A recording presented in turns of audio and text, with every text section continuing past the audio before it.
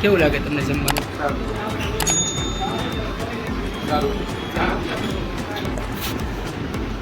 સરસ છે જમવાનું. હું બીજી વખત આવ્યો અહીંયા, પણ ટેસ્ટ વાઇઝ પ્રાઇસ વાઇઝ બધી રીતે સારું છે. આપનું નામ?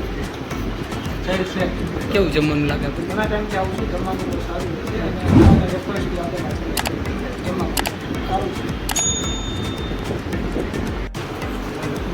કેવું લાગે આપણે જમવાનું? ફૂડ એકદમ સરસ ટેસ્ટી અને એકદમ ઘરે બનાવેલું હોય એવી રીતે એકદમ છે અને તેલ મસાલા બધું એકદમ આપણે ઘરે યુઝ કરતા હોય એવી રીતે જ છે અને ટેસ્ટી છે એકદમ. બરાબર. આપને જમવાનું કેવું લાગે?